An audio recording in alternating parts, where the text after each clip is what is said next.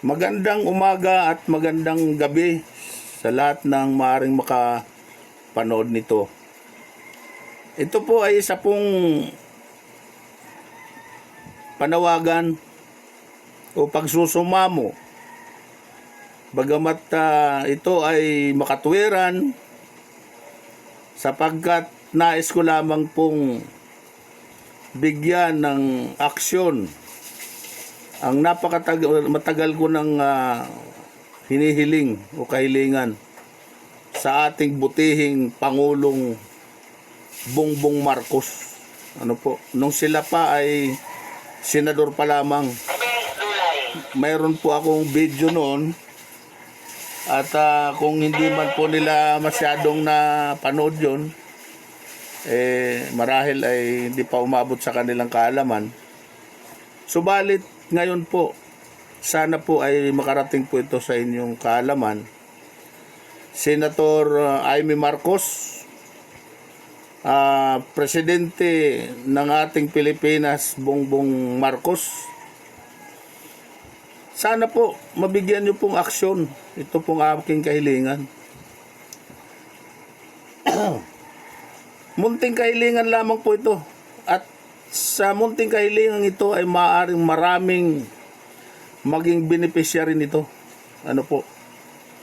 Nais ko lamang po na maipaggawa o maipaayos muli ang aming simbahan sa Barangay San Isidro, Kinapundan, Eastern Samar, na kung saan ay biktima po ng karahasan o sa mga pang-aabuso ng inyong mga kasundaluhan nung araw, nung panahon pa ng iyong ama, na siyang presidente pa nung araw, taong 1982, nung sila ay magtalaga ng mga sundalong mga abusado doon sa bayan namin. At kung saan, isa ang aming baryo doon sa mga nabiktima. Bukod sa mga pinagsasaktan nila ang mga tao doon, binibitin sa mga basketballan, sa ring, tinatali, nang patiwarik ang mga tao, sabay binabaril ang tali, bagsak sa lupa ng patiwarik. Ang daming ang nakuba doon . Bukod pa dyan, pinalayas pa kami. Kaming mga nanirahan doon sa baryo na yon. Yun po ay nasa video ko nung mga nakaraan yun. Pero ulitin ko po. Pinalayas kami dahil pag hindi kami umalis doon sa baryo, ay maituturing kami ay isa sa mga NPA na kanilang tinutugis Kami naman, siyempre, sumunod kami sa kanilang protocol, nga. Punta kami ng bayan. Subalit, pagbalik namin, yung aming mga alagang mga hayop, baboy, kambing, manok, ubos, wala na kaming inabot. Yung pala ay habang sila ay nandun doon sa baryo namin, yun ang kanilang inuulam. O baka pinupulutan pa . Ibig sabihin po, biktima nga po kami. At higit sa lahat, bago sila lumisan doon, pinagsusunog pa ang aming mga bahay. Pati bahay nga ng ating Panginoon simbahan sinunog Ang eskwelahan, sinunog lahat.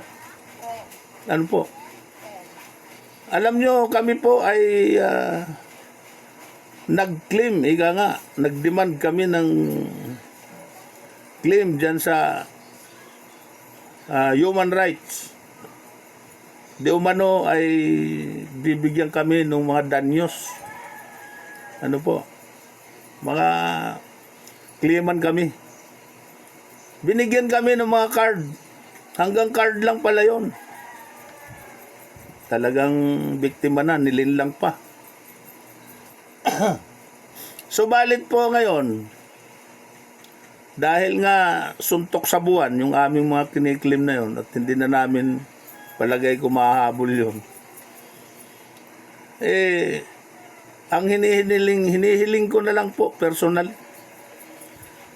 na ipagawa po ninyo yung simbahan namin na sadyang matibay, upang sa ganon, pag may mga kalamidad katulad nitong mga panahon ngayon, ang lalakas ng mga bagyo po na dumarating doon, kawawa po ang mga mamamayan, wala pong masilungan, wala mapagkublihan. Dahil nga po, yung mga bahay na malalaki noon ay pinagsusunog po ng mga sundalo ng inyong ama. Ano po? Sa palagay ko naman, kaya sabi ko makatuwiran ang aking kahilingang ito. Hindi man sapat na kabayaran doon sa mga perwisyo na ginawa ng inyong mga kasundaluhan noong araw. Okay na rin yun. At least maligtas natin ang mga maraming buhay kapag may mga unos o bagyo na malalakas na mayroon sila mapagkublihan. Kung kaya't ang simbahan po ay napakalaking tulong po kung sakaling yun ang inyong may papagawa. Parang multipurpose po yun. May simbahan na mayroon pa pong pagkukublihan ng mga tao sa oras ng kalamidad o sakuna, malalakas na bagyo. Di ba laking tulong? Kung kaya muli po akong nananawagan sa inyo, mahal naming Senadora Amy Marcos, pagkat nabatid ko na mukhang naiibang iyong puso, ibang-iba kaysa sa iba dyan. At sana po gabayan mo ang iyong kapatid para himukin mo na matulungan po itong mga taga-baryo San Isidro. May pagawa po yung simbahan para maraming buhay na maligtas. Ito po hindi ko masyadong pakakahabain muna. Dahil marami pa po kung ikikwento ko ang kabuuan ng mga nangyari sa pang-aabuso ng mga kasundaluhan ng inyong ama noong 1982. Baka abutin tayo ng tanghali. Hindi matatapos. So, maraming salamat po. Sana po, ma-actionan po ninyo ito. At maraming salamat din sa maaaring mga makapanood nito.